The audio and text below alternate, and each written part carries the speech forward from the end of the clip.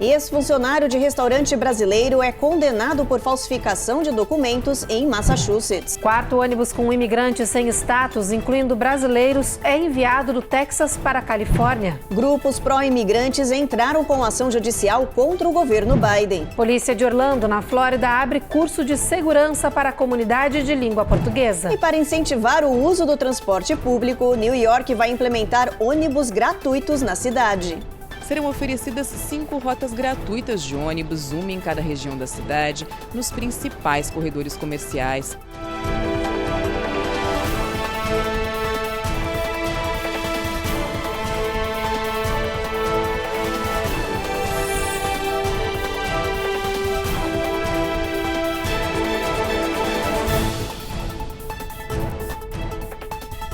Olá, muito boa noite. Boa noite. O caso dos brasileiros que foram presos no final do ano passado pelo ICE, a Polícia de Imigração por tráfico ilegal de imigrantes, teve mais um desdobramento. A gente vem acompanhando essa história aqui no jornal desde o ano passado. São 2 empresários, pai e filho, donos de restaurantes famosos em Massachusetts. A repórter Giovanna Locatelli conta pra gente qual é a novidade. A novidade do caso é a condenação do salvadorenho Marcos Chacón Gil, de 29 anos, ex-funcionário do Taste of Brazil, tudo na brasa, em Woburn, Massachusetts. A sentença foi dada ontem pela Corte Distrital Federal em Boston.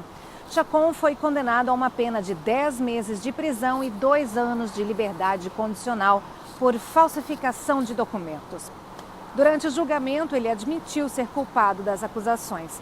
Chacón Gil trabalhou no Taste of Brazil em 2014 até 2018. Ele fornecia documentos falsos para funcionários do restaurante, como autorizações de trabalho, Social Security e até Green Card. Em outubro do ano passado, os proprietários dos restaurantes, os brasileiros Jesse James Moraes e o filho Hugo Giovanni Moraes, foram presos em uma operação em conjunto com o Homeland Security Investigation, Departamento do Trabalho e também com a polícia de Woburn. Os Moraes são proprietários dos restaurantes The Dog House Bar e Grill e Taste of Brazil e foram acusados de tráfico de pessoas. Outro integrante da família, Shelby Williams Moraes, irmão de Jesse, também foi acusado. Ele mora no Brasil e foi indiciado como chefe das operações de tráfico humano. Na Califórnia, um quarto ônibus com imigrantes sem status, incluindo brasileiros, chegou ontem à noite em Los Angeles. Eles foram enviados direto do Texas, da fronteira do México com os Estados Unidos. No total, são 41 indocumentados. Entre eles, tem 6 crianças e um jovem de 15 anos de idade. Os imigrantes são de pelo menos 7 países latinos, entre eles Brasil, Chile, Venezuela e Colômbia. E olha, tem também indocumentados da China. Esses imigrantes foram recebidos lá em Los Angeles por organizações e grupos de apoio. Eles receberam comida, roupas e consulta com advogados. E seguindo nesse tema, grupos de direitos dos imigrantes contestaram judicialmente a nova política de asilo migratório do governo Joe Biden. Hoje, um juiz federal ouviu os argumentos a favor e contra essa nova regra, que exige que os imigrantes usem um aplicativo para agendar as entrevistas na fronteira.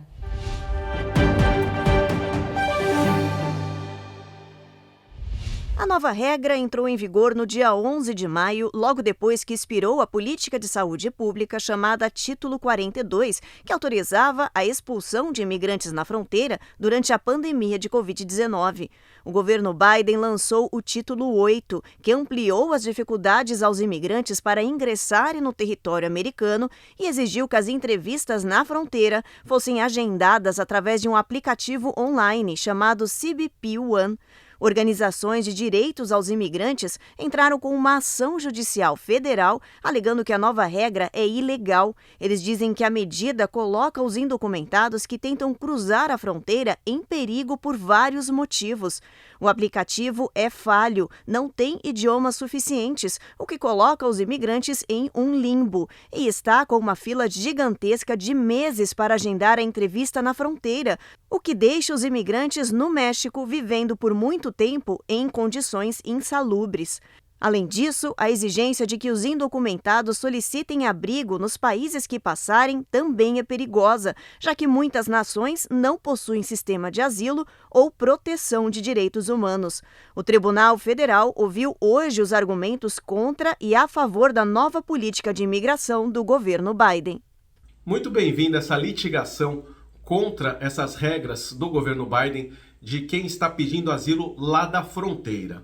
Essas regras obrigam, então, quem for pedir um asilo da fronteira de ter que fazer isso através de um aplicativo no celular chamado CBP One e de ter que comprovar que pediram asilo também no país pelo qual estão atravessando, que na grandíssima maioria das vezes é o México. Primeiro, que esse aplicativo, o CBP One, ele está apresentando vários problemas técnicos, vários glitches. Segundo, as pessoas que procuram imigrar para os Estados Unidos estão procurando uma qualidade de vida melhor, que a gente sabe que o México não é capaz de proporcionar. E em terceiro, que eu vejo como maior problema, é que essas regras dificultam em muito a capacidade dessas pessoas pedindo asilo de terem representação legal, de terem um advogado representando no caso de asilo, que já é notoriamente sabido como um caso difícil e complexo, o que dificulta em muito a capacidade das pessoas ganharem o caso. Depois do intervalo, a gente mostra como as autoridades estão rastreando uma prática cada vez mais comum que as pessoas usam para baratear o custo das viagens aéreas. E atenção, Polícia de Orlando, na Flórida, oferece curso em português para capacitar os moradores que desejam servir à segurança.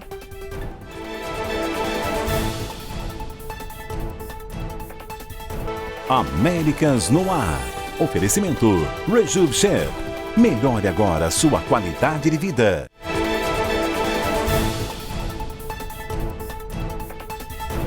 Uma prática aérea começou a virar moda aqui nos Estados Unidos. Skip legging. Já ouviu falar? Bom, a gente explica. Pois é, olha, o passageiro compra tickets aéreos com escala, que é, claro, muito mais barato, e aí ele desembarca na parada antes do destino final. Pois é, olha, as companhias aéreas decidiram colocar um basta nessa estratégia um pouco inteligente usada pelos passageiros. A repórter Eloá Urazen conta pra gente o que as empresas estão fazendo. Apertem os cintos, passageiros frequentes, porque as companhias aéreas estão impondo uma aterrissagem forçada a quem praticar o famoso skip legging, técnica usada por milhões de viajantes para economizar em passagens de avião. Sem nome em português, o termo serve para designar a prática de comprar uma passagem com escala, mas com o viajante desembarcando na conexão sem chegar ao destino final. Como voos diretos tendem a ser mais caros do que aqueles com escala, a matemática faz sentido, pelo menos para os passageiros, e é por isso que as companhias aéreas estão tomando providências. O jovem Logan Parson é a mais recente vítima da fúria das empresas de viagem contra o skip legging. Ele pegou um avião em Gainesville, na Flórida, com destino a Nova York, mas com escala em Charlotte, na Carolina do Norte, onde mora sua família. Parson pretendia desembarcar no aeroporto de conexão, mas ali foi interrogado por agentes e banido de voar pela American Airlines por 3 anos. Essa não é a primeira vez que uma companhia aérea atua contra a prática do skip legging. A Southwest processou em 2021 uma plataforma texana que encorajava a técnica de desembarcar na escala. De acordo com as companhias aéreas, o skip legging fere as regras descritas nos termos do acordo de compra. Os viajantes, por sua vez, insistem que não fizeram nada de errado, porque pagaram por o assento e é seu direito escolher ocupá-lo ou não. Bom, eu concordo com a prática do skip legging. A gente aqui em casa já fez algumas vezes, tanto no Brasil como nos Estados Unidos. Geralmente a gente pesquisa bastante, né, os preços das passagens antes de viajar, principalmente porque a gente é em família, somos em 4, então precisamos pesquisar para conseguir viajar. E eu acredito que essa prática não prejudica em nada a companhia, até porque se você desce antes do destino final, né, no caso no meio da conexão ali, o avião vai continuar a viagem com menos peso, então gasta menos combustível, também vai ter... a companhia aérea poderia disponibilizar esses assentos para outras pessoas se tivesse uma política de preços mais adequada ao consumidor. Então, acredito que não prejudica em nada e, sim, viajo e continuaria fazendo, tanto no Brasil como nos Estados Unidos. E o governo dos Estados Unidos negou o pedido de extradição de Joseph Lepore e Jean-Paul Palladino, pilotos do jato Legacy, responsável pelo acidente aéreo com o Boeing 737 da Gol em 2006. Segundo a Embaixada dos Estados Unidos, o procedimento foi negado por entendimento de que os crimes não encontram amparo no Tratado Bilateral de Extradição entre os dois países. Os pilotos do jato foram condenados pela justiça brasileira pelo crime de atentado contra a segurança de transporte aéreo. A conclusão das investigações foi de que eles desligaram o transponder, um aparelho obrigatório que informa a posição e a altitude das aeronaves aos controladores de voo, e também por desligar um outro aparelho que informa ao piloto a existência de outros aviões nas proximidades. A ação da dupla fez com que a asa esquerda do Legacy colidisse com o Boeing da Gol, que voava de Manaus para Brasília, provocando a desestabilização e queda do avião em uma área de floresta, enquanto o jato Legacy conseguiu pousar. 154 pessoas que estavam no voo da Gol morreram na tragédia.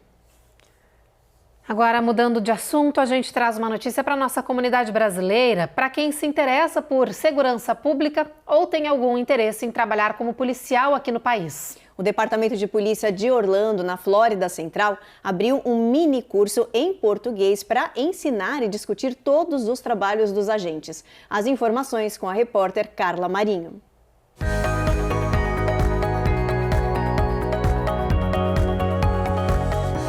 O objetivo do programa da Academia de Polícia Cidadã é estreitar os laços com os residentes e capacitar os moradores que desejam servir voluntariamente ou, quem sabe, disputar uma vaga no serviço público da cidade. O Departamento de Polícia de Orlando criou um curso de 5 semanas apenas para o público de fala português. No curso, os policiais vão descrever e ensinar o dia a dia de um agente nas ruas, além de mostrar as ferramentas e tecnologias usadas pelo departamento. Mas, para se inscrever nesse programa, é preciso estar com a documentação migratória toda em ordem. Quem se interessar pode acessar o site da cidade de Orlando, na página do Departamento de Polícia, e preencher o formulário. As aulas acontecem todas as terças-feiras, das 6 às 9 da noite, a partir do dia 8 de agosto. O trabalho da polícia em estreitar o relacionamento com a comunidade é de extrema importância para ter uma ligação direta com o departamento policial e ter conhecimento de como a polícia atua e de como a comunidade pode colaborar com a polícia em melhorar o seu trabalho e diminuir ainda mais o índice de criminalidade na região de Orlando.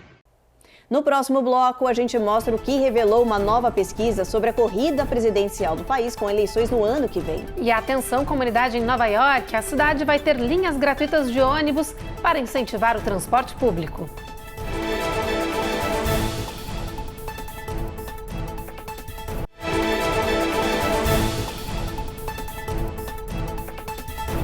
Uma nova pesquisa mostra como o país caminha para a disputa presidencial de 2024 e quais as preferências entre os republicanos, já que do lado democrata o candidato já está escolhido, com Biden concorrendo à reeleição.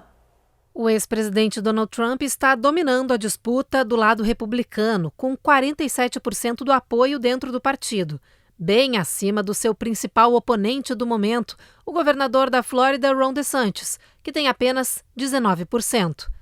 Mike Pence, ex-vice-presidente do país na gestão Trump, tem só 7% de apoio. A pesquisa da Reuters Ipsos mostra que Trump subiu na preferência com relação ao último levantamento. Já na análise da disputa com Joe Biden, Trump está perdendo, mas o embate está acirrado. Biden tem 37% de chance de vitória, contra 35% de Trump. 28% da população diz que ainda não tem certeza da escolha ou opta por outro candidato que não Biden ou Trump. Agora, uma boa notícia para quem mora em Nova York. A cidade vai oferecer transporte de ônibus gratuito em várias regiões. Esse programa, que vai iniciar em setembro, deve beneficiar 44 mil passageiros diariamente. A reportagem é da Carolina Camargo.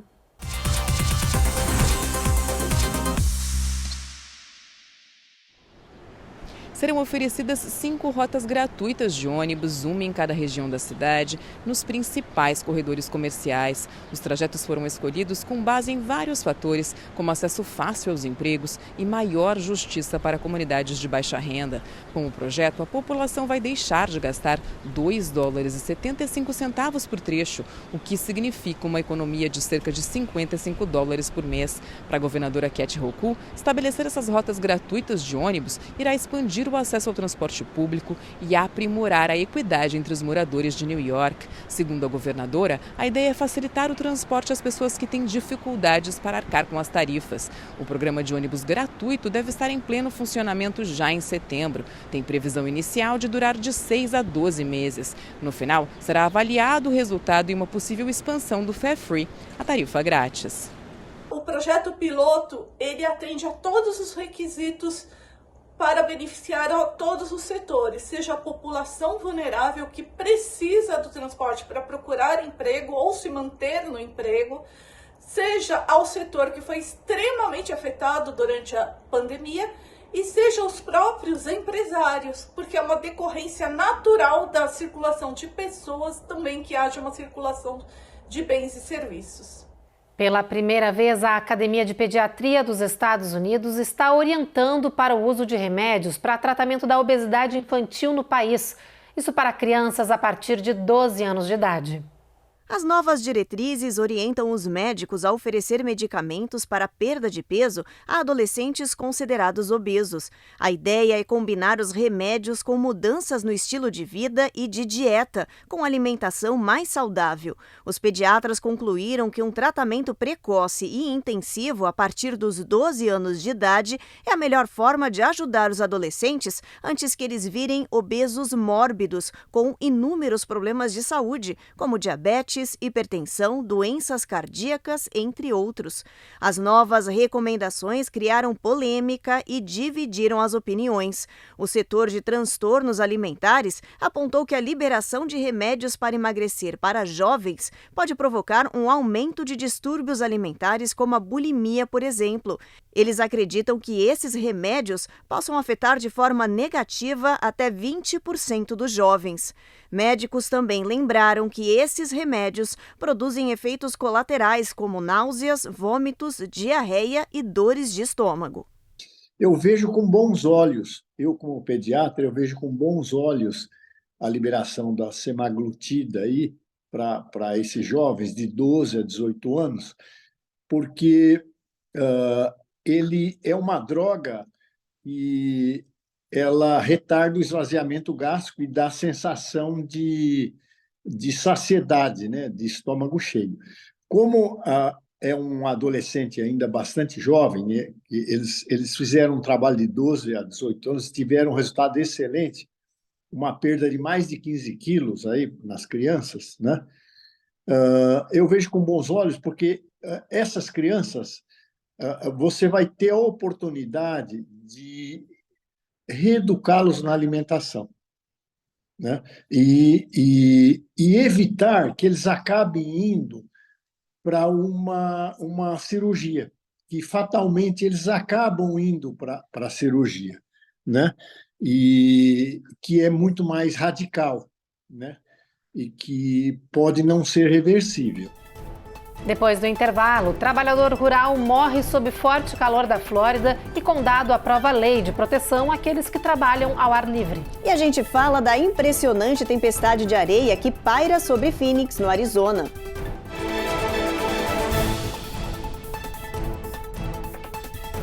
Américas no Ar. Oferecimento Rejub Chef. Melhore agora sua qualidade de vida.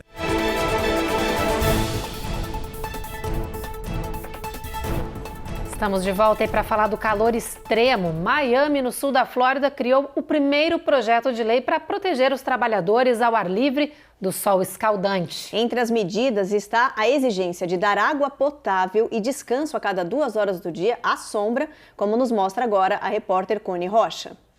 Ficar horas seguidas no sol intenso pode ser extremamente perigoso. Por isso, aqui em Miami-Dade, no sul da Flórida, foi criado um projeto de lei que determina que quem trabalhar ao ar livre vai ter direito a descanso de 10 minutos a cada 2 horas, além de receber água potável para se refrescar. A medida, que estava na gaveta há 2 anos, foi colocada em votação em caráter de emergência, depois da notícia de uma possível morte por insolação em Miami. Grupos de defesa dos imigrantes aplaudiram a proposta, que vai beneficiar principalmente os imigrantes que realizam esse tipo de serviço em setores como construção civil e agricultura. Se for aprovada, será a primeira lei desse tipo em todo o estado da Flórida e a mais forte do país para proteger os trabalhadores das altas temperaturas. No final de semana, o Serviço Nacional de Meteorologia emitiu o primeiro alerta de calor excessivo para o condado de Miami-Dade. Uma combinação extrema de calor e umidade registrou o índice de calor até 112 graus Fahrenheit, o maior já registrado em Miami. Phoenix, no Arizona, também sofre com as altas temperaturas, registrando mais de 3 dígitos há praticamente um mês. E desde o começo dessa semana, as autoridades locais monitoram uma tempestade de areia que afeta a área de East Valley. As imagens são impressionantes, gente. Mostram aí uma nuvem gigante que sobe ao longo dos dias e cobre cidades inteiras. A tempestade reduz a visibilidade de muitas áreas de Phoenix e coloca em risco a saúde de muita gente, piorando a qualidade do ar. Essa tempestade segue sendo monitorada pelas autoridades locais, que pedem que as pessoas usem máscaras faciais para se proteger. Fica aí o alerta, né, Evelyn? Com certeza, importante. Importante mesmo. Bom, vamos aproveitar e dar uma olhadinha no clima, vamos ver como é que vai estar amanhã, vamos puxar nosso mapa aí da meteorologia. Vamos dar uma olhada. Olha, Boston tempo encoberto, máxima de 79. New York também tempo encoberto, mínima de 72, máxima de 85. Norfolk já tem chuva, gente. Norfolk e Charlotte também, olha, máxima de 86 e 88 nessas regiões. Na Flórida, a gente tem tempo encoberto, Tampa com tempestade, máxima de 94, mínima de 79.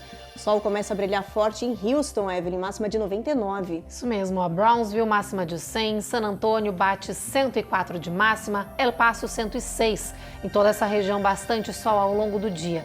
Em Albuquerque, no Novo México, vai fazer calor, mas tem previsão de trovoada ao longo do dia. Em Phoenix, olha só, 116 de máxima e a temperatura continua subindo em Las Vegas, com 113. Em Los Angeles, bastante sol, máxima de 90 graus. Em São Francisco, máxima de 69, mínima de 54, com o tempo encoberto. E olha, gente, tem mais uma curiosidade aqui no Jornal Américas no Ar. Você sabe qual vai ser a sua janta de hoje? Aqui vai uma sugestão, gente. Cachorro-quente. É que hoje, dia 19 de julho, é o Dia Nacional do Hot Dog. A data foi criada em 1991 para incentivar os moradores aqui do país a comerem um dos lanches mais amados aqui da América. E a gente sabe que tem muito debate sobre essa iguaria, porque cada brasileiro, né, Ruth, aprendeu a comer ele de um jeito dependendo do estado onde nasceu. Bem diferente, vamos dizer assim. Olha, mas independente do jeito, o movimento do dia e do hot dog pede para as pessoas compartilharem suas versões favoritas nas mídias sociais com a hashtag National Hot Dog Day. Isso aí, gente. Preciso fazer só uma pequena crítica aqui, gente. Porque ela é de São Paulo. Eles botam purê, não entendo. Eu ia falar isso. Purê de batata no cachorro-quente. Não, é vinagrete, purê de batata, mostarda. Não, é tudo diferente em cada região. Batata palha. Tem muito, gente. Lá no Rio de Janeiro eu ia nos chamados podrões, que eram os food trucks, assim, de rua, e era uma coisa assim, ovo de codorna, era uma loucura. Ovo de codorna? Gente, conta pra gente de que estado você é, como que é o seu cachorro-quente, conta lá no Instagram. Olha, é bem diferente, você já tá vendo aqui, São Paulo de um jeito, Rio de Janeiro de outro, eu já não conhecia de ovo de codorna, ela já tá falando do purê de batata, que eu adoro. Pra mim, bom mesmo é o cachorro-quente vegano, pronto, falei. Já falou, registrado. Bom, e agora, gente, vamos terminar o Jornal Américas no Ar para dar espaço para mais um episódio da nova temporada da série Reis, que teve estreia ontem aqui nos Estados Unidos. E olha, foi incrível essa nova estreia dessa superprodução. Como todo mundo ficou com gostinho de quero mais, a gente preparou uma surpresa para os fãs dessa superprodução com um recado especial, né, Evelyn? Com certeza. Então vem aí o queridíssimo ator Petrônio Gontijo, que dá vida a Davi nessa 8ª temporada, e na sequência, o 2º episódio dessa série. Até amanhã, gente. Até amanhã. Olá, Ruth e Evelyn, boa noite. Aqui é Petrônio Gontijo, estou falando com vocês diretamente dos estúdios da Record TV, no Rio de Janeiro. E quero dizer que eu estou muito feliz em saber que a 8ª temporada de Reis, a Consequência, estreou aí nos Estados Unidos. Fazer Davi é uma honra, uma grande honra para mim. E nessa 8ª temporada, Davi vai enfrentar as graves consequências do seu pecado que aconteceu na 7ª temporada. Eu espero vocês. 8ª temporada de Reis, Consequência, na Record TV Américas. Até já.